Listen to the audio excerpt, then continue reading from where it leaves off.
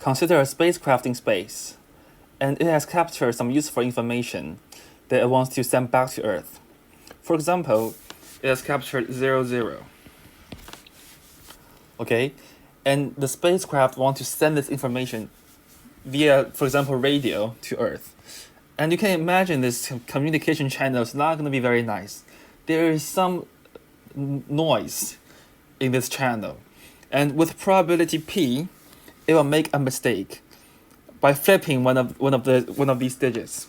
So with probability P, it will send 0 to 1 or 1 to 0. So how do we prevent these sort of mistakes? Well, a natural way to think about it is to reduce the value of P. Another way, perhaps a better way to think about it, is even when P is fixed, okay, we can't prevent the mistake happen, but we can send something else. So a coded message so that even when some mistakes are made, we can still decipher the coded message back to the original information that we need. So for example, consider in our previous setting a spacecraft that wants to send 4 possible signals. So the set of information that the spacecraft wants to send are these 4. Instead of sending any of these information, it will first code this information to something longer. So using redundancy, so we have introduced a redundancy digit. We got the last digit by doing the addition modular 2 by the first 2 digits. Now if the spacecraft wants to send this information, it will send this one instead. We can see that the second column is a set of better things to send than the first column.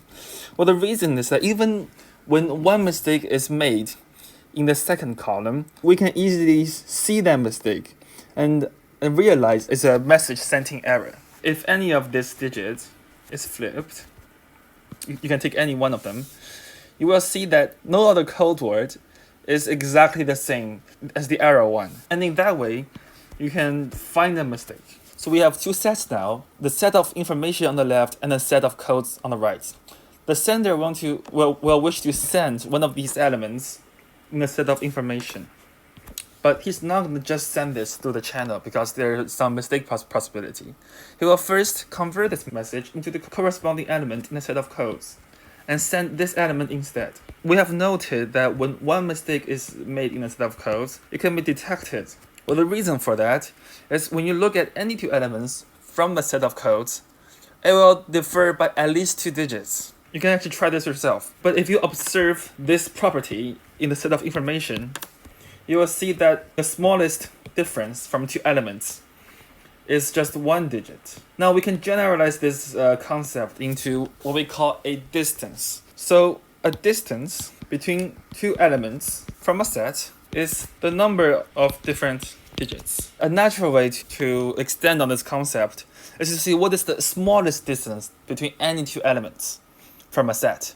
So even when a mistake is made, we can still detect or sometimes correct it. This is just saying that if we pick any 2 elements from the set of code, with them being different, of course, we will record the distance here and we'll find the minimum of such distances. So this notion of distance will be very important in a sense that if we see the distance of the set of code as very large, then we can possibly fix more mistakes if you think about it. So like if the distance is, for example, 100, then if we make like 10 or 5 mistakes, it will still look very much different from any other code word except for the original word that it was meant to be sent. Now we will try to generalize the notions I've said earlier to something more abstract, so we can apply some mathematical analysis or algebra tools in it. So we shall define the notion of an alphabet, which we denote by Q. In our previous example, this was just 0 and 1. But it can be more. We cannot limit ourselves to number. We can, for example, consider the English alphabet, which is made of 26 letters. And now we consider words as an element of the Cartesian product of the alphabet. So this will be a word, and a word will of course look something like this. One element of the alphabet times the other element of the alphabet, which we write like this. So this will be a word, and in our previous example, this was like 0, 1. So we have in Qn all possible words that can be made from the alphabet. We'll choose from the set of all possible words and make them into a set called code words, which was the things that we shall send eventually. And this will be a subset of Qn. So we call this set of code words code. So you must tell the difference between code word and code. When we say code word, we mean an actual word, and when we say code, we mean a collection of all code words. And the n here will be the length of words, because when you take a Cartesian product n time, you eventually got like q1, q2, and all the way to qn, which is the length of a word. Now, for those who are familiar with metric spaces, the notion of a ball here will not surprise you. For the other people, recall that we define some sort of distance here.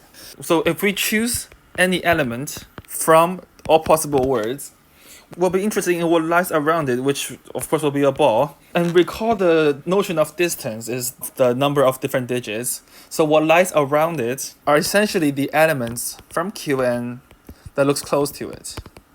We define a ball centered at x with some sort of radius, which we denote by r, to be all elements of Qn such that the distance is smaller than r.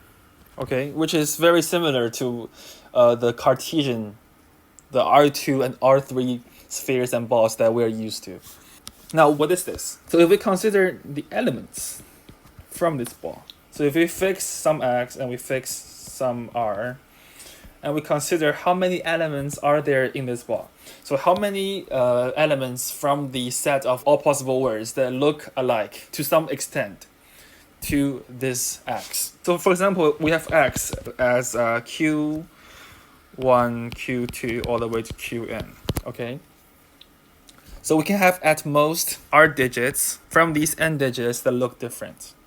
And they can be chosen anywhere. We're choosing I elements where I is smaller than r from all possible n elements. And how can we change them? Well, we can change them q minus 1 different things. And so if this digit is chosen to be different, then we can substitute it to any other choice in the alphabet, and since the alphabet has q elements in it, we can substitute it to any of the other q minus 1 elements. And since we're choosing I elements to be different, we have q minus 1 to the power of I ways to change these digits. And we have up to r possible different digits that can be changed, okay? So we're just taking from I equals 0 to I equals r. Okay, so like you start by choosing one element that shall be changed and change it to any other q minus 1 elements. And you repeat this process and you choose 2 of them, etc., etc. And in this sense, you will find all possible elements within the set of words that looks alike to x, which we denote by the ball rx, and we have calculated its size. We will next consider a code with minimum distance 2e plus 1 can correct up to e errors. What we need to consider is a ball that has x in the center that has a radius of e. So this will be a ball of all elements that has up to e different digits from x. Now in this ball, there must be at most 1 elements that belongs to the code word. Okay, so we're not going to prove this by contradiction. So let's suppose that there are 2 of these code word elements, C1 and C2.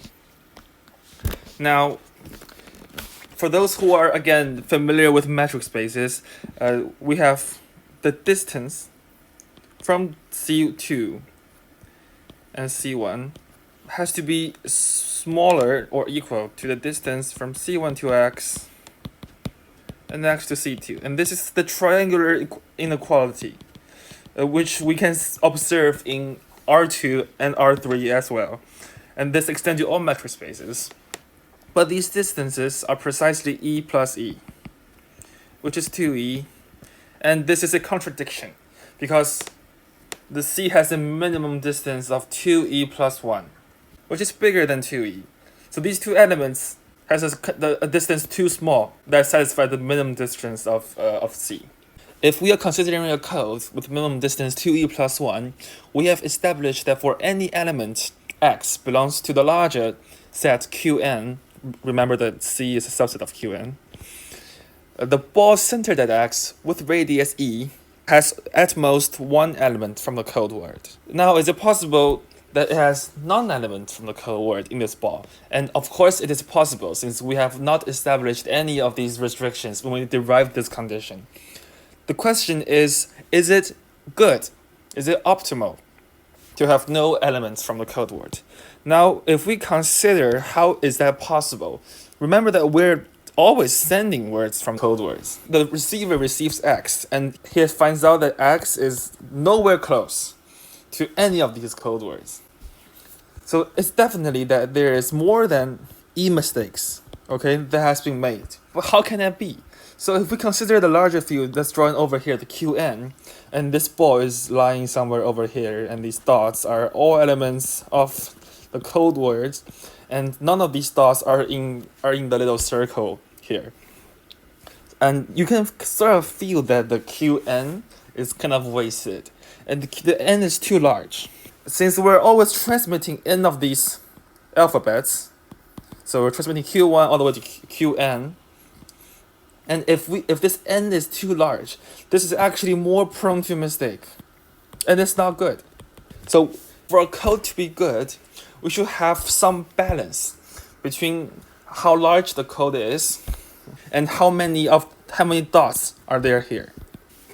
A good thing to have by our consideration is to have precisely one element in this circle. Okay, so no more, no less, precisely one element from the code word for any x that is in Qn, which is all possible words. And in fact, this is called a perfect code. Okay, so a perfect code has minimum distance of 2e plus 1 and satisfies this condition. Now, if we consider this condition more closely, you can see that, since this has radius e, so any element from the set of words is at most distance e from a code word. Okay, from a code word. So if you draw these circles of radius e around all code words, you will find that all elements in Qn lies in one of these circles. Moreover, these circles do not intersect, since for any x that is in Qn, there is only one of these code words that is this at most distance e from the x. Okay, so you get something like this. The union of all these balls will give you precisely Qn. So we can say that the balls centered at each C with radius E covers Qn, and they are actually disjoint, which is very nice. It's a cover, and it's a very nice cover, since all the balls are disjoint. We have seen that these balls are a cover of all Qn.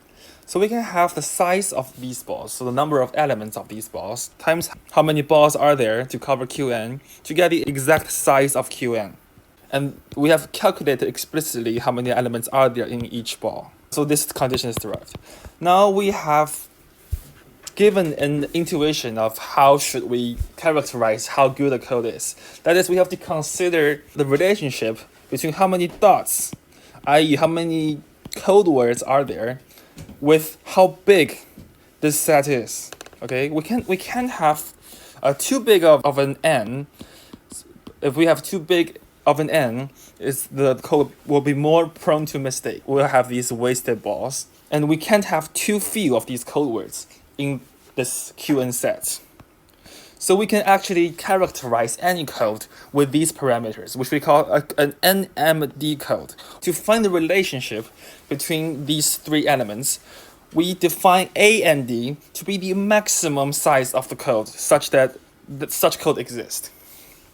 So the most number of code words for a given word length and a given minimum distance. And there's a good name for when C, size of code, is equal to the largest one, and this is called the optimal code. Now we have to define another similar concept, but not quite the same, which is called a maximum code. And a maximum code is defined using an iterative process. So you start in the Qn by first establishing one element from Qn. So this element can be anything. And you find another element which has a distance larger than the minimum distance required. And you find another element which has distance larger than all the elements you found previously, and you iterate this process. And you will be done if you cannot find any more points that satisfy the minimum distance requirement. And such code is called a maximal code. You can note that this definition is slightly different from the definition that is used by most literatures. Most literatures will say that a maximum code, which is a code of MMD, which is not contained in any larger ones, so m plus 1. And you can check this is equivalent. Before we delve into the main theorem of this presentation, we recall the definition of a size of a ball centered at x of a code CMN. And you can see that in this calculation, what's relevant is not where x is, but what n is, what r is, and what the number of alphabet is. So the radius, the word length, and the size of the alphabet really matter. So we're gonna rewrite this definition, rewrite this calculation as this. Okay, it's just a notational change.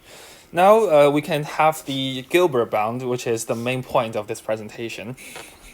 We have seen that A and D is basically a measurement of good codes.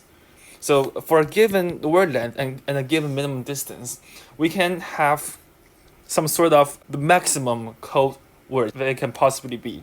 So of course, the more code words you have, the better, because you can transmit more diverse information. Now this Gilbert bound is going to be a lower bound on its A and D, meaning that there is some degree of goodness that can at least be achieved. So the number of code words that you can at least have when using word length n and minimum distance d. And this is equal to Qn divided by VQn minus 1. In order to prove this, we just need to find at least one code that satisfies this condition, because recall this defined as max of a code, right? So if we can find one code that has ND, and we can prove this condition. Now that code will be the maximal code that is described earlier using this iterative process. Now if we think about this maximal code, we can no longer find another point here that satisfies the minimum distance requirement. In other words, if we draw a ball radius d minus 1 at each of these C's, you can find that this is actually uncovered for the entire Qn. Why is that? Because if you have some points, for example over here, that is not covered by the cover we described earlier, then this point has a distance at least d to all of these code words. And this point will satisfy the minimum distance requirement. And we can pick this point to be a code word, which is a contradiction, because we have existed at all such points. Now, because of this, we can think of what we described as perfect codes earlier, this condition. We're going to use a similar argument of this. So since it is a cover, the size of these little balls times the number of these little balls will be at least the entire Qn, and we get the Gilbert bound.